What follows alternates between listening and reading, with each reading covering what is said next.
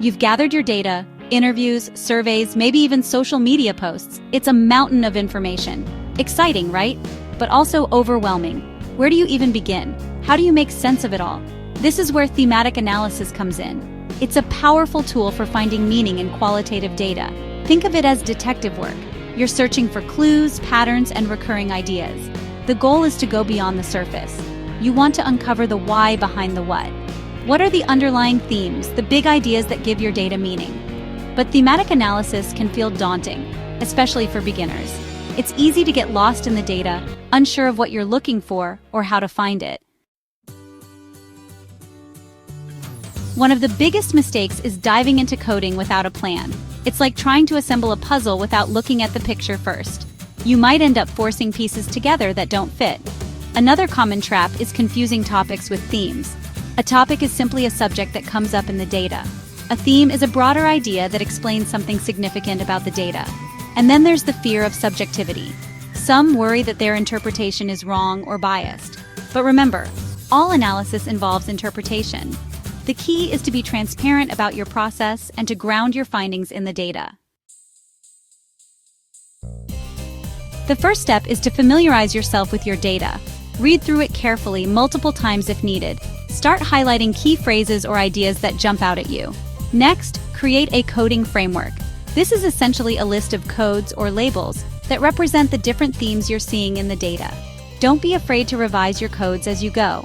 Now it's time to start coding your data. This involves assigning codes to different sections of your data. You can do this manually or use a software program. Remember, coding is an iterative process. You'll likely need to refine your codes and recode your data several times before you arrive at a final set of themes. Section 4. From Codes to Clarity. Unveiling the themes. Once you've coded your data, it's time to start looking for patterns and connections.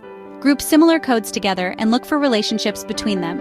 Ask yourself, what are the overarching themes that emerge from these codes? What story do these themes tell about your data? This is where you move from description to interpretation. You're not just summarizing the data, you're explaining what it means. For example, let's say you interviewed people about their experiences with online learning. You might find that many people mentioned feeling isolated. This could lead you to the broader theme of social connection in online learning. Section 5. Finding your voice, confidently presenting your analysis. The final step is to communicate your findings in a clear and compelling way. This could involve writing a report, creating a presentation, or developing a visual representation of your themes. Remember to support your claims with evidence from the data. Use quotes and examples to illustrate your points. Most importantly, be confident in your analysis. You've done the work, now it's time to share your insights with the world. Thematic analysis can be challenging, but it's also incredibly rewarding. By mastering this skill, you're not just analyzing data, you're uncovering meaning, generating insights, and making a real-world impact. Embrace the journey, and don't be afraid to ask for help along the way.